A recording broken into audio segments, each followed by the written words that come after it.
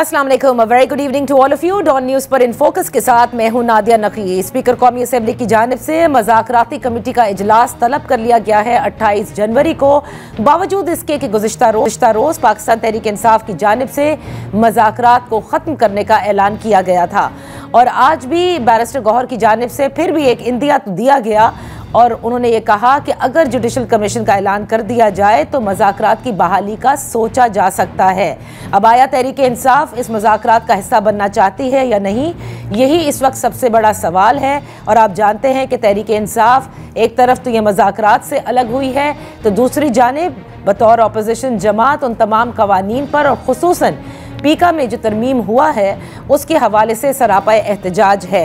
क्या हुकूमत तहरीक इंसाफ के प्रेशर में आकर कमीशन की तश्कील 28 जनवरी से कबल करके ऐलान कर देगी? ये सबसे बड़ा सवाल है। इसी पर बात करने के लिए इन फोकस है राना सनाउल्लाह साहब, वज़ीर आज़म के मुशीर हैं सियासी उमूर पर और हुकूमती मज़ाकराती कमेटी के रुकन भी, जिनसे इनिशियल जो नशिस्तें हुई थी तो राना साहब के बारे में पाकिस्तान तहरीक इंसाफ बड़ी पुरुमीद भी थी। बेहद शुक्रिया राना साहब फॉर जॉइनिंग अस। आ गया ये सबसे बड़ा सवाल कि 28 जनवरी को स्पीकर ने इजलास तो मज़ाकराती टीम का तलब कर लिया है, लेकिन आया पाकिस्तान तहरीक इंसाफ इसका हिस्सा बनेगी या नहीं बनेगी? गुज़िश्ता रोज़ तो उन्होंने ऐलान कर दिया था कि वो नहीं बैठेंगे क्योंकि जुडिशल कमीशन की तश्कील का ऐलान आप लोगों ने नहीं किया। अब क्या इरादा रखती है हुकूमत? क्या 28 जनवरी से कबल आप जुडिशल कमीशन की तश्कील का ऐलान कर देंगे?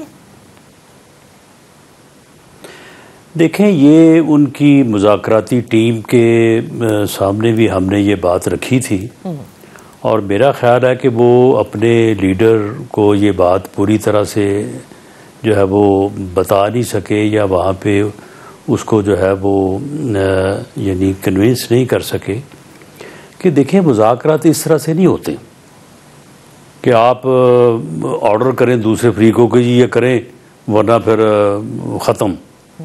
मुज़ाकरात का तरीक़ाकार ये होता है कि एक फ्रीक जो है वो अपना चार्टर ऑफ डिमांड देता है, दूसरा फ्रीक उसका जवाब देता है और उसके बाद फिर कॉमन पॉइंट जो है वो तलाश किया जाता है और कोशिश की जाती है कि किसी कंसेंसस पॉइंट के ऊपर पहुंचा जाए। तो उन्होंने तीसरी मीटिंग में हमें जो है वो अपना चार्टर ऑफ डिमांड पेश किया और हमने उन्हें कहा कि हमें 7 वर्किंग डे दे दें। हम भी 6-7 पार्टीज़ हैं तो हमने भी सब ने अपने अपने लीडरशिप से मशवरा करना है, तो हम 7 वर्किंग डेज़ के बाद आपको जवाब देंगे। उसके बाद फिर हम बैठ के आपका चार्टर ऑफ डिमांड है, हमारा जो है वो आंसर ऑफ डिमांड होगा तो उसके ऊपर बात हो जाएगी। सही। तो उन्होंने उस वक्त भी कहा कि जी हमें इजाज़त नहीं है, लेकिन हमने कहा जी इजाज़त ले लें तो ये कौन सी बड़ी बात है। तो 28 तारीख बनी कि 28 तारीख को हम उनको जो है वो जवाब पेश करेंगे। सही। तो उन्होंने कल उससे पहले ही जो है वो ऐलान कर दिया कि जी हम छोड़ रहे हैं मुज़ाकरात को। तो देखें, ये डेमोक्रेटिक पॉलिटिकल सिस्टम है, पार्लिमानी जमहूरी निज़ाम है जिसके तहत वो भी पार्लियामेंट में बैठे हैं, हम भी पार्लियामेंट में बैठे हैं। यही मुल्क का जो 1973 का कॉन्स्टिट्यूशन है, ये निज़ाम जो है वो डायलॉग के बगैर नहीं चल सकता। सही, बिल्कुल। ये डेडलॉक से चल ही नहीं सकता। ये डेडलॉक से नहीं चल सकता, लेकिन अब एक डेडलॉक है तो क्या हुकूमत मैं समझूं कि आप लोग पहल कर सकते हैं? कहीं ये आप लोगों में आपस में डिस्कशन हुआ है कि चलें इन मज़ाकरात को, क्योंकि आप लोग कहते हैं कि ज़रूरी हैं, डेडलॉक नहीं होना चाहिए, तो फिर पेशगी ऐलान कर दिया जाए? नहीं, ये तो कोई तरीका नहीं है ना। यानी हम अपना जवाब जो है वो इनके बहुत सारे पॉइंट्स हैं, उनका जवाब हाँ में भी होगा, बहुत सारे वना में भी होगा। वो हम अपना जवाब जो है वो इस तरह से मैसेज क्यों करें? वो हम जवाब जो है वो इन ब्लैक एंड वाइट इनको पेश करेंगे, उसके ऊपर ये बैठ के बात कर लें। ठीक। तो राना साहब, ये जवाब जो देने हैं उनके, क्योंकि 2 मुतालबात हैं जो उन्होंने आपको पेश किए, तो क्या जवाब तहरीर कर लिए गए हैं या अभी कंसेंसस हुआ नहीं है उस पर? इसके ऊपर अभी हतमी जो है वो बात तो नहीं हुई। यानी जो सब कमेटी प्राइम मिनिस्टर ने बनाई थी उसने कुछ थोड़ा सा जो है वो होमवर्क कर लिया है, लेकिन फाइनल अप्रूवल तो सभी ने अपनी लीडरशिप से ही लेनी है। तो वो फाइनल अप्रूवल जब आएगी तो फिर वो जवाब तैयार हो के साइन हो के तमाम जो मेंबर्स हैं तो वो इंशाल्लाह इनके हवाले कर देंगे। सर, तो आप क्योंकि 28 को इजलास तलब कर लिया गया है और अगर तहरीक इंसाफ इसी चीज़ पर बज़िद रहती है कि नहीं आप पहले ऐलान करें तो हम बहाल करते हैं मुज़ाकरात, फिर क्या होगा 28 को? नहीं, वो हम इनको जवाब जो है वो उस दिन स्पीकर साहब के सुपुर्द या उनको पेश कर देंगे और वो इनको भेज देंगे। अगर उस दिन मीटिंग में हुए तो उसी दिन फिर बैठ के बात हो सकेगी। अगर ये मीटिंग में ना हुए तो वो जहाँ भी हुए स्पीकर साहब उनको जवाब भेज देंगे, उसके ऊपर फिर देख लें। अगर वो मुनासिब समझे तो फिर आके बात का आगाज़ कर लें। अच्छा, तो राना साहब क्योंकि मुतालबा हम सोच रहे थे कि पता नहीं चार्टर ऑफ डिमांड्स में ऐसी कौन कौन सी बातें वो लेकर आए जो कि करना किसी भी हुकूमत के लिए मुश्किल हो। ये जो मुतालबात हैं खुसूसन जुडिशल कमीशन की तश्कील का, ये कोई ऐसा बड़ा मुतालबा नहीं है। कानूनी तौर पर इसमें आप समझते हैं कि कोई मसला है? नहीं, ये सब्जेक्ट ही नहीं है। जुडिशल कमीशन का बनाना या ना बनाना ये बजाते खुद कोई ये इशू नहीं है। इशू है वो terms of reference. Okay. Issue है कि उसको हेड कौन करेगा, इशू है कि वो रिपोर्ट कब करेगा, इशू है कि उसके इख्तियारात क्या होंगे। इनके ऊपर जो है वो 20 बातें हो सकती हैं, ये कोई एक या दो बातें नहीं हैं। और उन्होंने भी इसके ऊपर बहुत सारी बातें की हैं। उन्होंने भी टर्म्स ऑफ रेफरेंस के मुतल्लक उन्होंने भी जो है वो पॉइंट्स उठाए हैं। कोई तकरीबन अगर टोटल देखा जाए तो कोई मेरा ख्याल है कि 12-15 पॉइंट्स बनते हैं। सही। तो बात तो असल उनके ऊपर हो रही है। सही। अगर वो हमें कहें कि जी आप एक जुडिशल कमीशन बना दें, टर्म्स ऑफ रेफरेंस भी अपनी मर्जी से रख दें और सरबरा भी जिसको बनाना है बना दें, बस सिर्फ जुडिशल कमीशन बना दें, तो वो तो सुबह ही बन जाएगा। ठीक है, तो मामला जो है वो टर्म्स ऑफ रेफरेंस के हैं जिस पर आप लोगों ने मशावरत भी करनी है और फिर उनके साथ भी बैठ करके बात करनी है, राइट? जी बिल्कुल ऐसा ही है। अच्छा, तो इसमें असल बात ही वो है। असल बात वही है। वो जैसे बार बार कहते हैं सीनियर तरीन जजेस का, फिर वो जो हमारे सामने भी आया था और वैसे भी वो कहते हैं कि सीनियर तरीन जज साहिबान होने चाहिए, चीफ जस्टिस की सरबराही में होना चाहिए। लेकिन आप नहीं समझते राना साहब, क्योंकि बास कानूनदान ये कहते हैं कि अगर हुकूमत ने जुडिशल कमीशन तश्कील दिया तो ये गैर कानूनी होगा, क्योंकि जिन मैटर्स के लिए आप लोगों ने जुडिशल कमीशन बनाना है वो ऑलरेडी सब जुडिस है। जी देखें ये वो जब हमसे आके बात करेंगे तो इनको सारी चीज़ें उनके सामने रखेंगे, ये कानूनी पोजीशंस भी उनके सामने रखेंगे। फिर दूसरा ये है कि इस पोलराइज्ड जो है यानी जिस किस्म की सूरत हाल बनी हुई है, इस किस्म के कमीशन की सरबराही करने के लिए कौन रजामंद होगा? अगर मैं तो समझता हूँ कि आप ढूंढने निकले तो बंदा नहीं मिलेगा आपको। अच्छा, तो ये चीज़ें जो हैं, ये सारी चीज़ें जो है ये तो बैठ के होने वाली हैं। ये अब सिर्फ मैसेज भेजने से तो काम नहीं बनेगा। सही। तो राना साहब मुझे ये बताइए कि ये जो एक तरह से देखें प्रेशर जाहिर है लेकर आए हैं, जब ये कह देना कि हम मज़ाकरात ही नहीं करेंगे अगर आपने जुडिशल कमीशन की तश्कील नहीं की, तो ये प्रेशर ये मज़ाकरात से निकल के ये प्रेशर कहीं और डालने की कोशिश कर रही है तहरीक इंसाफ। ये बहरहाल ये जो है ना वो खुद ही जानते हैं, इसका कोई प्रेशर नहीं है। इस तरह का रवैया जो है उसका कोई प्रेशर नहीं है, ना किसी और तरफ है ना हमारे ऊपर है। सही। और इससे मामला जो है वो उनके लिए ज़्यादा मुश्किल होंगे बिनिस्बत गवर्नमेंट के, तो इसलिए उनको इन चीज़ों को जो है वो देखना चाहिए। बाकी आगे उनकी मर्जी है। आप समझते हैं, क्योंकि आप सिस्टम को अच्छी तरह समझते हैं राना साहब, आप समझते हैं कि तहरीक इंसाफ अगर मज़ाकरात नहीं करती ये 28 जनवरी को, तो एक विंडो ऑफ अपॉर्चुनिटी उन्हें मिली है, वो मिस कर देगी। देयर इज नो अपॉर्चुनिटी, यानी वो जो विंडो अपॉर्चुनिटी किसी और तरफ कह रहे हैं ना, देयर इज नो अपॉर्चुनिटी।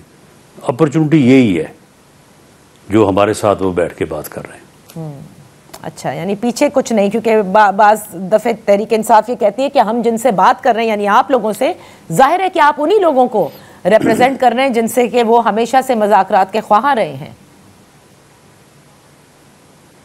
जी बिल्कुल, उनको हम ऑन बोर्ड लेके ही किसी फैसले पे पहुंचेंगे, क्योंकि जो यानी सिस्टम की हकीकतें हैं, आखिर मुल्क जो है वो कोई एक बंदा तो नहीं चला रहा, सारे उसमें मौजूद है।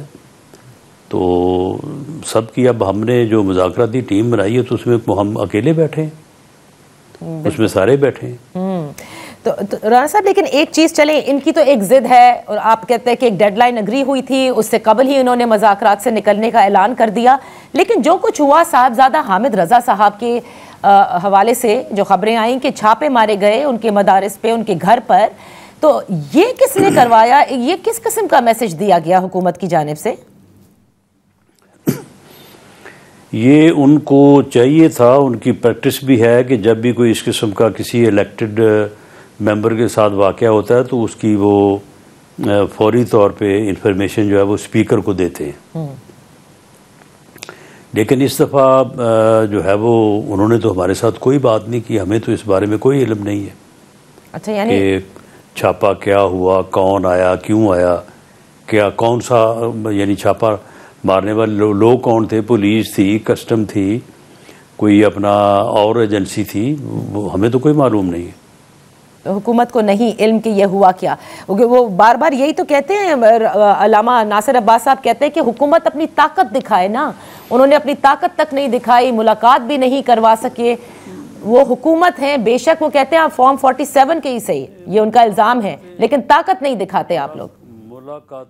मुलाकातें उनकी 2 हुई हैं और वो हुकूमत ने करवाई हैं तो हुई हैं, और बाकी मामला ये है कि जो लॉ इन्फोर्सिंग एजेंसी है, मिसाल के तौर पे पुलिस है, तो पुलिस जो है वो रोज़ के हिसाब से कोई मेरा ख्याल है कि हज़ारों रेड करती होगी पूरे पंजाब में, बाकी मुल्क में, तो क्या वो सारे रेड वो चीफ मिनिस्टर से पूछ के करते हैं या वो प्राइम मिनिस्टर से पूछ के करते हैं? ऐसे तो नहीं होता ना। लेकिन ये बात हमारे इल्म में लाते तो हम इसका मालूम कर लेते कि भाई ये क्या मामला हुआ है, लेकिन उन्होंने ये तो हमें उनके बयान से मालूम हुआ कि जी ये को वाक़या हुआ है और उसके ऊपर उन्होंने मुज़ाकरात को जो है वो होल्ड ऑन कर दिया। देखिए ना राणा साहब, उनके मुतालबात अभी तक आप लोगों ने माने नहीं, लेकिन किसी और का मुतालबा मानते हुए पीका एक्ट में तरमीम कर दी और सख्त से सख्त कानून बना दिया, जो आप लोगों के बकौल बड़ा दुरुस्त कानून है, लेकिन माजरत के साथ आप भी देख रहे हैं कि किस तरह से तमाम सहाफ़ती बरादरी भी इस पे सरापा एहतजाज है। इससे आप समझते हैं कि पाकिस्तान तहरीक इंसाफ के जिस सोशल मीडिया को कंट्रोल करना चाहते हैं वो कंट्रोल हो जाएगा इस कानून से? देखें, सहाफ़ी बरादरी का जो एतराज़ है वो सर आँखों पे, हम उसे बैठ के उस पर बात भी करने को तैयार हैं, उसे रिजॉल्व भी करने को तैयार हैं, बल्कि करेंगे। लेकिन जिन लोगों के कहने पे हमने ये अमेंडमेंट्स की हैं, उन लोगों के लिए हमारी जान हाजिर है। वो इस मुल्क के जो है वो 24 करोड़ अवाम हैं, वो हमारी बहनें हैं, वो हमारी बेटियां हैं, और किसी की इज्जत महफूज नहीं है। अब ये आर्टिफिशियल इंटेलिजेंस का कोई काम जो बीच में तड़का लगा है, अब तो पहले तो लोग कहते थे कि जी वीडियो बन गई है, जी वो किसी ने रिकॉर्ड कर लिया है, जी वो बड़ी गंदी वीडियो बन गई है, बड़ा ये हो गया, वो हो गया, किसने बनाई है, कैसे बनाई है। अब तो जिसकी मर्जी वो जो मर्जी बना दे, यानी जो मर्जी किसी को वो करता दिखा दे। मैं अगर बात कर रहा हूँ तो मेरा ही लहजा होगा, मेरी ही आवाज़ होगी, मेरा ही चेहरा होगा, मेरे ही बुल हिल रहे होंगे, और मैं हो सकता है कि वो अगर दिखाना चाहें तो मैं प्राइम मिनिस्टर को जो है वो बुरा भला कह रहा होगा। तो अब तो जो है ये लोगों के घरों में इन हरकतों की वजह से लोगों के घरों में तो जो है वो ऐसे इंसिडेंट हो सकते हैं कि जिसको आप अफोर्ड नहीं कर सकते। राना साहब, लेकिन आईएसपीआर की जानिब से भी कई बार कहा गया ना कि हुकूमत एक मजबूत पॉलिसी बनाए, डिजिटल दहशतगर्दी का वो जिक्र करते हैं, प्रोपेगेंडे का, फेक न्यूज़ का जिक्र करते हैं। ये बनाई है जी, ये बनाई है। हाँ, तो यही बनाई है। और लेकिन इशारा इस सख्ती और इसके बगैर ये लोग जो इतने obnoxious रवैये रखते हैं, जिन्होंने इस मुल्क के ऊपर अजाब मुसल्लत किया हुआ, कोई महफूज नहीं है, इसके बगैर नहीं ये रुक सकता। और ये ऐसा ही जो है वो एक यानी मरबूत एक बेरहम सिस्टम आप लेके आएंगे, तरीक़ाकार लेके आएंगे, तो इन जो है वो यानी लोगों को आप पकड़ सकेंगे, वरना ये नहीं रुक सकते। अब रही बात कि कहा ये जा रहा है कि जी ये मिसयूज़ होगा, वो भाई मिसयूज़ जिनके ख़िलाफ़ होगा, सहाफ़ियों के ख़िलाफ़ होगा, तो उसके लिए आप जो है वो सेफ गार्ड्स बताएं, वो हम लाने को तैयार हैं। तो अभी तक किसी ने पहले डिस्कस करते हैं ना, पहले शोर पड़ रहा है साल, 1.5 साल से, 2 साल से, किसी ने आज तक ये बात की है? आप मुझे बता दें कि इस एक्ट जो कल असम्बली ने पास किया है, उसकी किस शिक में आप क्या तब्दीली चाहते हैं? कोई ये बात नहीं करता, बस सिर्फ कहते हैं मिसयूज होगा, मिसयूज होगा। नहीं, लेकिन राना साहब, के लिए ये था कि पहले मुसव्वदा शेयर किया जाएगा, वो शेयर करके बाकायदा डिस्कशन होगी। जाहिर है तमाम जो सहाफती तंजीमें हैं उनका आप लोगों ने इनपुट लेना है, फिर ही तो कोई एक अच्छा मरबूत निज़ाम बन सकता है, क्योंकि कौन चाहता है कि प्रोपेगेंडा हो, फेक न्यूज़ हो? नहीं, उसमें कम से कम 3 साल लगेंगे। ये नाफज करें ना, बुरे लोगों का मुहासबा करें, और उसके बाद जहाँ जहाँ पे ये मिसयूज़ हो वहाँ पे जो है वो सहाफ़ी तंजीमें मौजूद हैं, अदालतें मौजूद हैं, अपना मीडिया जो यानी जनरल मीडिया है, इलेक्ट्रॉनिक मीडिया है, वो मौजूद है। जहाँ जहाँ पे कोई मिसयूज़ होगा उसका बिल्कुल आपके साथ मिल के उसका तदारक करेंगे, उसको रोकेंगे। चलिए, अब आप लोग आपने ये कर दिया है और हम अपनी जगह अपने राइट्स के लिए बिल्कुल लड़ते रहेंगे। देखते हैं कि आप किस हद तक हमारी तजावीज़ भी सुनेंगे। देखें, ये तो आपके देखे सुन लेना, आपके राइट्स के लिए तो हमने ये किया है। आपको जहाँ कहीं कोई प्रॉब्लम है, आप हमारे साथ बैठे निशानदेही करें। ये को आसमानी सीफा है जो कानून पास हुआ है, सही, इसको परसों फिर अमेंड कर देंगे। सही, राना साहब, ये तो बहुत अच्छी आपने बात कही है कि ये सहीफा नहीं है, इसको फिर से अमेंड किया जा सकता है तमाम तर लोगों की इनपुट लेके और इसको बेहतर करने के लिए। राना साहब, एक आखिरी सवाल मैं आपसे करना चाहूंगी, क्योंकि इस हफ्ते बड़ा जिक्र रहा नैब की प्रेस रिलीज का भी 190 मिलियन पाउंड केस के हवाले से, और मलिक रियाज का बड़ा जिक्र हुआ जिसमें ये कहा गया कि उन्हें वापस हुकूमत जो है वो लेकर आएगी। तो क्या वाकई हुकूमत संजीदा है to bring back Malik Riaz to Pakistan? देखिए, ये नैब का केस है, नैब इन्वेस्टिगेटिंग एजेंसी जो है वो इसके ऊपर काम कर रही है। तो मेरा ख्याल है कि इस बारे में उन्होंने क्या कार्रवाई अब तक की है वो तो नैब जो है वो इस बारे में जो है वो बता सकती है कि वो इस बारे में उन्होंने क्या जो है वो पेशरफ्त की है। लेकिन मामला ये है कि 190 पाउंड का जो मामला है उसमें हमारी इतला के मुताबिक तो उसके साथ भी ज़बरदस्ती उसको जो है वो फंसा के तो उससे हर चीज़ हासिल की गई थी। किसको फंसा के? मलिक रियाज को फंसा के? मलिक रियाज को, बिल्कुल। उससे ये सारी जो सहूलत हासिल की गई है ये शहजाद अकबर ने। आप उस वक्त के बयान पढ़े ना, उस वक्त इमरान खान साहब क्या कहते थे उसके मतलब? वो कहते थे मैंने इसको उल्टा लटका देना, मैंने इसको फांसी दे देनी, मैंने को छोड़ना नहीं है। क्योंकि मैं जरा हैरान थी कि हुकूमत अगर वापस लाएगी तो शहबाज शरीफ साहब की हुकूमत ने ही उनका नाम ECL से निकाला था जब पहली PDM की गवर्नमेंट थी। तो अच्छा, अब ये सब कुछ नैब के ऊपर है कि नहीं, वो क्या उससे पहले इमरान खान साहब की हुकूमत ने उनका नाम ECL से निकाला था, कई बार निकाला था। ठीक, बहुत बहुत शुक्रिया राना सनाउल्लाह साहब फॉर बीइंग विद फोकस। यहाँ पर एक ब्रेक लेते हैं, जब ब्रेक के बाद वापस हाजिर होंगे तो हमारे साथ होंगे पाकिस्तान तहरीक इंसाफ के सेक्रेटरी इत्तलात शेख वकास अकरम साहब।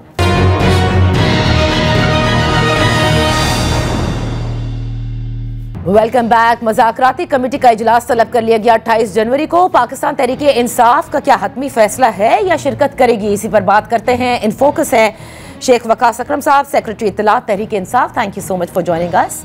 शेख साहब, इस वक्त सबकी नजरें मरकूज हैं पाकिस्तान तहरीक इंसाफ की तरफ कि क्या 28 जनवरी के इस मज़ाकराती इजलास में आप लोग यानी चौथी नशिस्त में शिरकत करने का आप लोगों ने या ना करने का हतमी फैसला ले लिया है? मेरे ख्याल में जी पता नहीं वो कौन से लोग हैं जो अभी तक हमारी तरफ देख रहे हैं, क्योंकि जब अडियाला से बाहर निकले बैरिस्टर गौहर जो चेयरमैन है नॉमिनेटेड बाय इमरान खान साहब, उन्होंने क्लैरिटी के साथ, और फिर कल शाम को मैंने बहैसियत सेक्रेटरी इंफॉर्मेशन एक प्रेस कॉन्फ्रेंस में बाकायदा ये ऐलान किया कि मुज़ाकरात जो है इट्स ओवर, मुज़ाकरात ख़त्म हो चुके हैं, हम मुज़ाकरात से बाहर आ गए हैं। जो शर्त रखी गई थी कि आपको जुडिशल कमीशन अनाउंस करना पड़ेगा वरना चौथी नशिस्त नहीं होगी, वो नहीं अनाउंस हुआ, कोई नोटिफिकेशन नहीं हुआ। और इस दौरान इस मुज़ाकराती कमेटी के तर्जुमान साहबजादा हामिद रजा जो सुन्नी इत्तेहाद काउंसिल के चेयरमैन है, उनके मदरसा पे और साथ मुसल जो रेजिडेंस है उस पे सैकड़ों पुलिस वाले जो है उनको भेजा गया हमले के लिए, क्योंकि उसको एक प्रेस कॉन्फ्रेंस से रोकना चाहते थे। अच्छा। तो हम कल ऐलान कर चुके हैं। I don't know what people are waiting for, people want to know. Sheikh साहब, लेकिन मज़ाकरात ज़ाहिर है डेडलॉक तो कोई नहीं चाहता, ये अच्छा होता है कि मज़ाकरात के जरिए मामलात का हल हो। अगर अब भी 28 से कबल हुकूमत ऐलान कर देती है कि जुडिशल कमीशन की वो तश्कील करेगी, तो क्या आप मज़ाकरात की बहाली की तरफ आएंगे? देखें जी, ना हुकूमत ने अभी कोई ऐसा ऐलान किया है और ना हम मुज़ाकरात में वापस आ रहे हैं। जब कोई चीज़ हो जाएगी उसके बाद हमारा नया लाया अमल आपको पता लग जाएगा। सो अभी तक तो मुज़ाकरात ख़त्म है। ओ, तो अभी राना सनाउल्लाह साहब से भी मैंने पूछा कि ये किस तरह चले, अगर ये सब कुछ हो भी गया, लेकिन साहबजादा हामिद रजा साहब के हवाले से मैंने उनसे पूछा कि ये छापे क्यों मारे हुकूमत ने। उन्होंने कहा कि हमें तो पता ही नहीं है, वो आकर स्पीकर को पहले बताते जो तरीक़ाकार है कि आखिर किसने, कस्टम ने, पुलिस ने, किसी और एजेंसी ने, किसने मारा आखिर छापा। हुकूमत को बहरहाल नहीं पता, वो कहते हैं कि ऐसा कुछ हुआ है। मुझे ये बताएं या देखें, मुझे ये बताएं, मतलब है राना सनाउल्लाह से 100 सियासी इख्तलाफात से ही, अगर मैं ये जरूर समझता हूँ कि राना सनाउल्लाह पुराना आदमी है, सीजन्ड आदमी है, बड़े पोर्टफोलियोज रखे हैं, खुद फैसलाबाद के रहने वाले, वो पाकिस्तान के सारे मीडिया को, सारे सोशल मीडिया को झुठला रहे हैं, झूठा कह रहे हैं। वो जो फुटेजेस आई हैं जिसमें पुलिस की नफरी वहां पे गई, एसपीज गए, डीएसपीज गए, कांस्टेबल्स मौजूद थे जिन्होंने मदरसे को घेरे में लिया, जिसकी फुटेजेस हर चैनल पे, हर सोशल मीडिया के हर दूसरे अकाउंट पे मौजूद थी। तो राणा साहब, मतलब है कि मेरी तो समझ से बाहर है, ये तो वही वाला हो गया ना, वो फनी सी सिचुएशन जब बता तारड़ कहता था एक भी गोली नहीं चली। ये मेरे ख्याल सारे उसे लाइन ते लग गए ने, बता तारड़ दी लाइन ते लग गए ने। बट ठीक है, मल मुकर जाया करो, बिल्कुल ही मनो ही ना, कहानी खत्म करो। अच्छा, लेकिन एक चीज मैं जानना चाहूंगी शेख साहब, आपने बजा फरमाया कि आप लोगों ने जुडिशल कमीशन के हवाले से बड़े कैटेगोरिकली हुकूमती मज़ाकराती कमेटी को गोश गुजार कर दिया था, लेकिन एक डेडलाइन भी तो तय हुई थी ना आप दोनों के दरमियान के 7 वर्किंग डेज का वक्त उन्होंने मांगा, जो कि खत्म हो रहा है 28 जनवरी को। इससे पहले ही क्यों? हमारे लिए कल रात 12 बजे 7 दिन पूरे हो गए थे। उन्होंने 2 दिन की छुट्टी निकालने की कोशिश की थी। हम तो समझते हैं कि जो हमारे सियासतदान है पाकिस्तान में, और इतने बड़े इश्यूज के ऊपर छुट्टी कोई नहीं होती, हफ्ता एतवार कोई छुट्टी नहीं होती। मतलब इतना बड़ा इशू हम बैठे हैं, रिजॉल्व कर रहे हैं, सीरान शहीदों की बात हो रही है, पाकिस्तान के सियासी मुस्तकबिल की बात हो रही है, जुडिशल कमीशन की बात हो रही है 9 मई और 26 के हवाले से। तो छुट्टियां की है, बड़ा सुबह तो लैके शाम तक इन्होंने को हल बाने सन बजे 2 दिन की छुट्टियां चाहिए सन। तो ऐसे स्टूपिड सी बात है। 7 दिन पूरे हुए, बात खत्म हुई। तो आप लोगों के लिए कल 7 दिन पूरे हो गए थे, इसीलिए ये बात खत्म हो गई। और अच्छा, तो अब मुझे ये बताएं शेख साहब, आपको नहीं लगता कि पाकिस्तान तहरीक इंसाफ ने हर किस्म से कोशिश कर ली इन तमाम सालों में, मतलब 1 साल से तो ओवर ही हो गया इन तमाम मामलात को, कि आप लोगों ने एहतजाज भी कर लिए, फाइनल कॉल भी कर ली, और ये मज़ाकरात के लिए जब आप फाइनली बैठे हैं, अगर अब आप निकल गए हैं इसमें से और अगर ये हतमी फैसला है, so you are losing a window of opportunity. देखें, नई विंडो ऑफ अपॉर्चुनिटी तो हमने क्रिएट की थी जब हमने ये मुज़ाकराती कमेटी फॉर्म की थी, अगर आपको याद होगा तो। और तब हमने इन्हें कहा कि आप हमसे कोई भी कंसर्न क्वार्टर हमसे बात कर ले, और हम बार बार कहते थे this is the window of opportunity. फिर उसके बाद इन्होंने मुज़ाकराती कमेटी का मिलने का जो डिमांड था उसके ऊपर लैतोलाल से काम लिया, और फिर हमें पता लगा कि इन बेचारों के शायद हाथ में भी कुछ नहीं है। सो मच सो कि ये सदीकी साहब जो है और राना साहब को टीवी पे आके टॉक शोज में कहते रहे कि अगर मुलाकात ना करवा सकें तो हमारी बड़ी बेइज्जती है। यहाँ तक हालात थे। एक तातुल का शिकार हुआ, खान साहब ने कह दिया कि मुलाकात वो कराए ना कराए आप लिख के दे दें। तो बेसिकली हमने तो उस अपॉर्चुनिटी को अवेल करने की कोशिश की, हमने उसमें सीरियसनेस दिखाई। खान साहब को 14 साल की, उनकी जोजा को 7 साल की सजा हो गई, हमने फिर भी उसमें संजीदगी दिखाई और हमने उसको फिर भी उस अपॉर्चुनिटी को वो नहीं किया, हमने उसको नथी नहीं किया, उसके साथ बैड टेस्ट डेवलप, बहुत तकलीफ थी।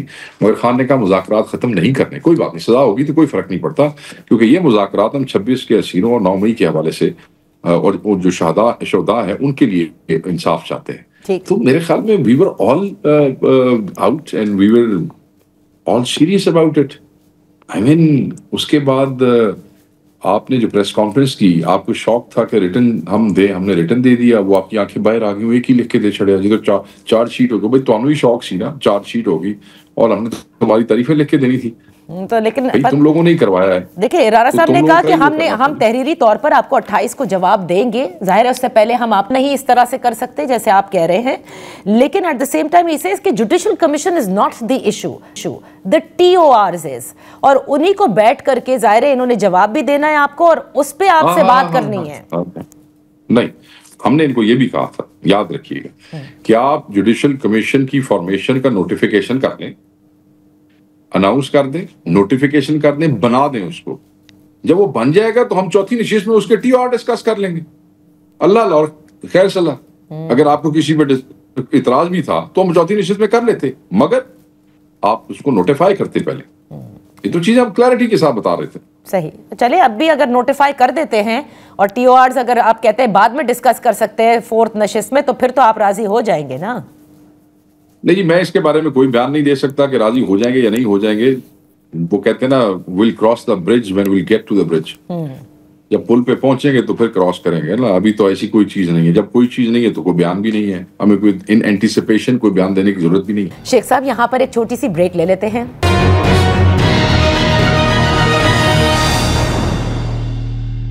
Welcome back. इन फोकस है सेक्रेटरी इत्तलात पाकिस्तान तहरीक इंसाफ शेख वकास अकरम साहब। इतना हुकूमत कहती रही और इरफान सिद्दीकी साहब ने भी कहा कि ट्विटर आप लोगों का खामोश नहीं होता, खुसूसन इमरान खान साहब ने एक्स प्लेटफॉर्म पे जिस किस्म की ट्वीट की, कल भी की, उससे कबल भी की, जिस वक्त मज़ाकरात चल रहे हैं, लेकिन तो ट्विटर बंद नहीं होता होगा, इनके वुज़रा के मुंह बंद नहीं होते। सर आप लोगों की बदौलत देखें ना, पीका को कितना सख्त कर दिया गया है। अब देखें भुगतना तो हम सबको पड़ेगा। नहीं, आप सबको तो सिर्फ अकेले नहीं भुगतना पड़ेगा, ऐसे ना अपने आप को अलग करें, हम सब आपके साथ हैं। और सोशल मीडिया का जब जिक्र आता है तो वो सिर्फ आप नहीं है, उसमें इस पाकिस्तान में और पाकिस्तान से बाहर पाकिस्तानियों में मेजॉरिटी जो यूजर्स हैं वो इमरान खान साहब के हामी है। पाकिस्तान में भी अभी तक जितने इस किस्म के एक्शंस हुए हैं सोशल मीडिया पे, वो हमारी पार्टी के वर्कर्स के खिलाफ हुए हैं। नून लीग वालों के खिलाफ कोई है तो बताएं, पीपल्स पार्टी का कोई बंदा इसमें कभी आया तो बताएं। सो आप ऐसे नहीं है कि आप और हम इकट्ठे हैं इसमें, लेकिन इसलिए हम आपके साथ खड़े हैं। हाँ, खुल के। क्योंकि अभी राणा साहब ने कहा कि पीका एक्ट को बेरहम करना पड़ेगा। ये नहीं हो सकता कि फेक तस्वीर, फेक न्यूज, AI, वो कहते हैं AI का एक नया तड़का भी लगा दिया गया है, तो कहीं ना कहीं तो इसको रोकना पड़ेगा। फेक न्यूज को तो देखें फेक न्यूज को तो हम बिल्कुल कंडेम करते हैं। फेक न्यूज नहीं होनी चाहिए और फेक तस्वीरें भी नहीं होनी चाहिए। कौन इन देयर राइट सेंसेस ये एग्री करेगा कि ठीक है जी फेक चीजें आप चलने दें?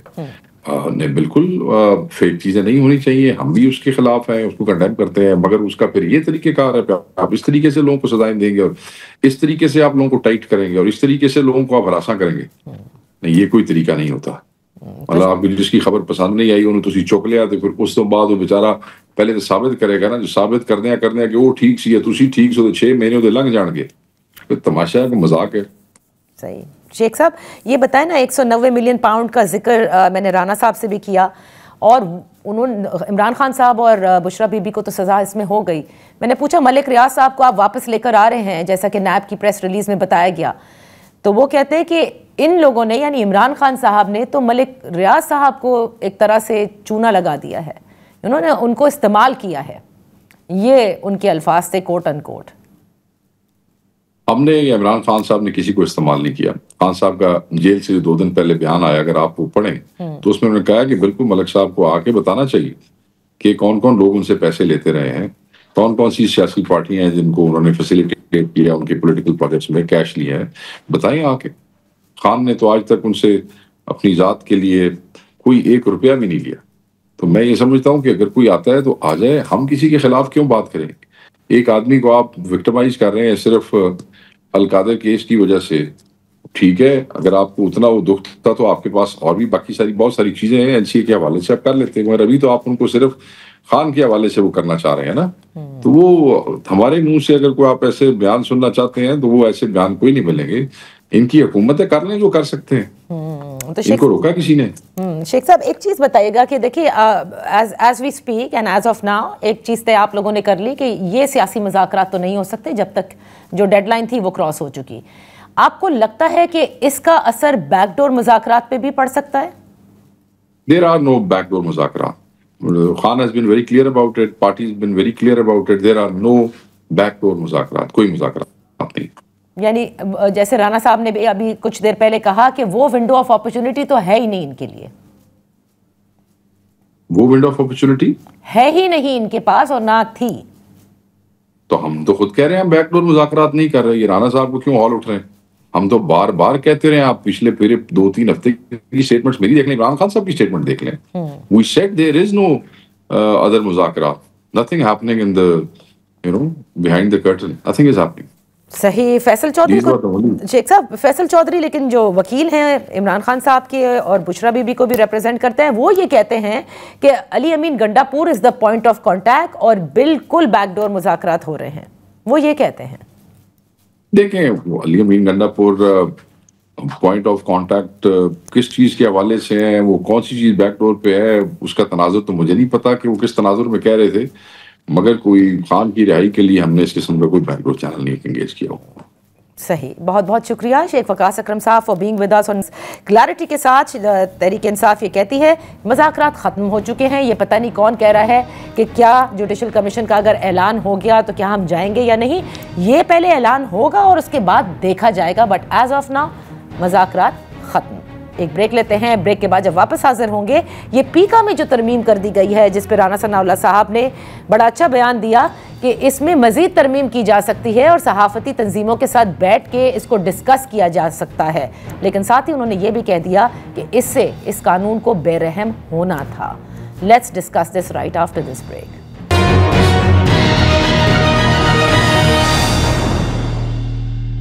Welcome back. पीका कानून में तरमीम के हवाले से बात करने के लिए इस वक्त हमारे साथ इन फोकस हैं secretary Rawalpindi and Islamabad union of journalist Asif Bashir Chaudhry साहब। बेहद शुक्रिया फॉर जॉइनिंग अस।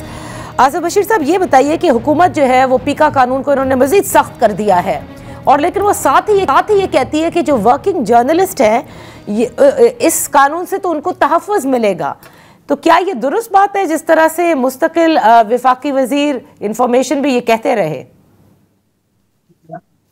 जी देखें, बहुत ही अफसोस की बात है कि पहले जब इन्होंने पैका लाया था मुस्लिम लीग नून ने, तो बाद में एहतसाब अदालतों में ये माफिया मांगते थे कि हमारी बड़ी गलती थी और हमने बहुत गलत कानून लाया था और हम अगर इक्तदार में आए तो इसको ठीक करेंगे। और अब जब ये इक्तदार में आए हैं तो इन्होंने इसको ये ठीक किया है कि इन्होंने इसको मजीद इसके अंदर जो है वो सख्ती ले आई है। तो मैं ये समझता हूं कि अगर हुकूमत खुद मुतमईन होती इस कानून से तो वो जरूर स्टेक होल्डर से मुशावरत करती, उनकी बात सुनती, मैं ये समझता हूं कि ये कानून जो है उसमें वो खुद भी बेबस हैं इसको लाने में, और उन्होंने पूरी फोर्स और ताकत का अब्यूज किया है जो पार्लियामान के अंदर उन्हें हासिल है। और मेरे ख्याल में शायद ये अजीबो गरीब एक हमारा मतलब एक सिस्टम बन गया है कि स्टेक होल्डर सिर्फ ये चाहते हैं कि हमें सुन लिया जाए अगर हमारे बारे में कोई कानून बनाया जाना है, और हुकूमत तैयार नहीं है। तो इससे अंदाजा लगाया जा सकता है कि हुकूमत के अज़ाइम क्या हैं और इसका नतीजा क्या निकलेगा। हमने इन्हें बड़ी गारंटी की थी, हमने जो तकरीबन 4.5-5 माह पहले हमारी मुलाकात हुई थी वफाकी वजीर इत्तलात जो हैं तारड़ साहब, अता तारड़ साहब ने हमारे साथ एक झूठा वादा भी किया और उन्होंने कहा कि ये बिल पेश होने से पहले मैं ड्राफ्ट आपके साथ शेयर करूंगा, और अब उन्होंने हमारी एक तरह से बैक स्टैबिंग की है और बगैर जो है मुशावरत के वो जो मुसद्दा ना सिर्फ उसको लाया गया बल्कि पास भी करवा लिया गया, कौमी असेंबली से भी पास करवा लिया गया और सेनेट में भी ले आए। अच्छा, यही शिकायत आसिफ बशीर साहब, यही शिकायत मैंने अभी राना सनाउल्लाह साहब से इसी प्रोग्राम में की कि आप लोगों ने मशावरत नहीं की, आप लोगों ने मुसव्वदा नहीं दिखाया, लेकिन आपने कानून बना दिया। तो उन्होंने कहा कि कोई बात नहीं, हम दिखा देंगे। मैंने कहा लेकिन पहले दिखाना था ना, ताकि बातचीत होती है, इनपुट्स होते, कहते उसमें 3-4 साल लग जाते। और इस कानून को बेरहम होना है और आप लोग फिक्र ना करें, आप लोगों को कुछ नहीं होगा। ये तो प्योरली डिजिटल मीडिया के हवाले से है, क्योंकि फेक न्यूज हो, प्रोपेगेंडा हो, एआई का वो कहते हैं तड़का हो, ये तमाम चीजों को कंट्रोल करना जरूरी है। लेकिन साथ ही फिर उन्होंने ये भी कहा कि सहीफा नहीं है, मिल बैठकर इसे तब्दील किया जा सकता है, फिर तरमीम की जा सकती है। राना सनाउल्लाह जो है वो मासूम आदमी है, मैं उन्हें क्या कहूं। वो अगर ये कहते हैं कि कानून को बेरहम होना पड़ेगा, आज से कुछ साल पहले की बात है कि कानून की बेरहमी पे वो रोया करते थे और उनके ऊपर भी 21 किलो हीरोइन डल गई थी। तो अभी मैं ये समझता हूं कि जिस तरीके से इस हुकूमत ने हमारे साथियों पे हीरोइन डाली है, आज ये प्यूरी कम्युनिटी के ऊपर ये पीका का डाल के इन्होंने हमें जो है वो बिल्कुल दीवार के साथ लगा दी है। लेकिन जो मैं आपको एक आपके सामने चीजें रखना चाह रहा हूं, मैं आपको हुकूमत की बेबसी बताना चाहता हूं, इनकी नाअहली बताना चाहता हूं। हमने इनसे कहा था कि हम सोशल मीडिया की मादर पिदर आजादी के खिलाफ हैं और हम ये समझते हैं कि जर्नलिस्ट जो हैं उनको अल्फाज का चुनाव सिखाया है जर्नलिज्म ने, उन्हें बात कहने का सलीका सिखाया है जर्नलिज्म ने। आप जब पेका के तहत किसी बंदे को जो कि झूठी खबरें दे रहा होता है, फेक न्यूज दे रहा होता है, जो कि प्रोपेगेंडा फैला रहा होता है, उसको जब अरेस्ट करते हैं तो वो अगले दिन विक्ट्री की तस्वीर बना के सामने आता है और आप उसको हीरो बना देते हैं। हमने इन्हें कहा था कि दुनिया में अब आपके अलावा अफ्रीका के सिर्फ 2 मुल्क हैं जहां पे राय देना काबिले दस्तंदाजी पुलिस है, एक कॉग्निजेबल ऑफेंस है। हमने इन्हें कहा था कि आप इसे कॉग्निजेबल से निकालें और आप इसको डेफेमेशन के कवानीन के तहत डील करें और उनको मजीद बेहतर करें, उनको सख्त करें और लोगों को अकाउंटेबल करें। जब किसी को नोटिस आता है और उसे जवाब देना होता है और जब वहां पे लोग केस अपना हारेंगे तो फिर कोई सिंपैथी नहीं मिलेगी। लोग कहेंगे झूठा साफी अदालत में अपनी बात साबित नहीं कर सका, फिर आपके विक्ट्री के निशान नहीं बनेंगे।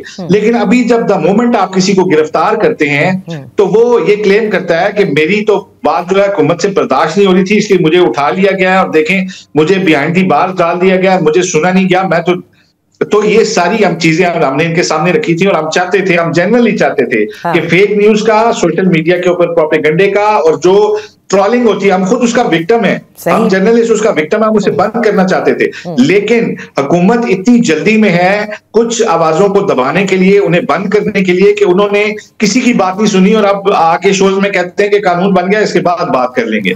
तो मैं ये समझता हूं कि इसमें कोई जानदारी नहीं थी, इसमें कोई समझदारी भी नहीं है।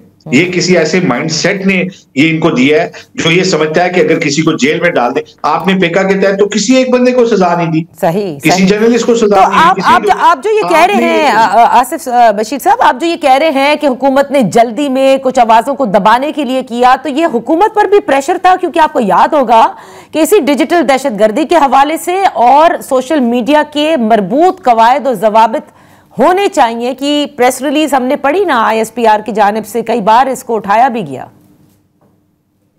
जी बिल्कुल, और ये हम तो हुकूमतों को जिम्मेदार ठहराते हैं ना जिन्होंने अवाम से बिल पास किया है। ISPR ने वोट तो नहीं दिया है, ISPR का ये मुतालबा बिल्कुल होगा हुकूमत से और बड़े जोर के साथ होगा। ये हुकूमत का काम था कि इस 5 माह में कंसल्टेशन करती है हमारे साथ, ठीक है, और बेहतर बिल लेके आते। हम ये समझते हैं कि अब सोशल मीडिया के ऊपर बहुत सारा झूठ बोला जा रहा है, हम ये समझते हैं सोशल मीडिया के ऊपर बहुत सारी कंपेन्स लॉन्च की जाती हैं, हम ये समझते हैं सोशल मीडिया के ऊपर ट्रोलिंग होती है, लेकिन उसको, ये पूरी दुनिया का मसला है, उसको रोकने का एक सिस्टम है। यहाँ पे एक डंडे वाले जो माइंडसेट के साथ जिस तरह से इसको नाफिज किया गया, और ये कानून भी यही है कि किसी को डंडा मारेंगे तो डंडा मारने से ठीक नहीं होगा। देखें दुनिया में 150 साल पुराना अखबार न्यूज ऑफ द वर्ल्ड बंद हो गया गलत खबर देने पे, अखबार बिक गया। तो मैं ये कहता हूं कि आपने यहाँ पे उसकी मिसाल लेनी थी, उसके तरीके से कानून को लेके आना था। किसी झूठ बोलने वाले को हीरो नहीं बनने देना था, आपने झूठ बोलने वाले का रास्ता रोकना था। लेकिन यहाँ पे मसला कुछ और नजर आ रहा है। यहाँ पे मामला झूठ का या उसका नहीं है, यहाँ पे मामला शायद किसी एक खास जमात को दबाने का है, शायद उस माइंडसेट को दबाने का है जो हुकूमत अपने खिलाफ समझती है। इसलिए अफरा तफरी में बिल ये लाया गया है और तमाम स्टेक होल्डर जो हैं, मीडिया तो एक बड़ा स्टेक होल्डर है ही, लेकिन सोशल मीडिया में तो पूरा पाकिस्तान इसमें स्टेक होल्डर है, क्योंकि हर बंदा सोशल मीडिया के ऊपर अपनी राय जाके लिखता है। तो इस कानून के बनने के बाद जो पाकिस्तान पहले ही जो आजादी सहाफत और आजादी इज़हार राय के पिछले नंबरों में था, मेरा ख्याल है अब हम आखिरी नंबरों की तरफ धकेले जाएंगे। और ये ना तो रियासत के लिए ठीक है, ना हुकूमत के लिए ठीक है। आपकी सारी जिस इकॉनमी को आप बात करते हैं कि उसके लिए हमने उसके लिए हमने अपनी सियासत कुर्बान की है, ये आप उसके ऊपर आप एक कारी जर्ब लगा रहे हैं जब आप आजादी इज़हार राय के ऊपर इतनी बड़ी कदगन लगाने जा रहे हैं। और हमारा मुतालबा कितना मासूमाना था कि हमें सिर्फ सुन लिया जाए,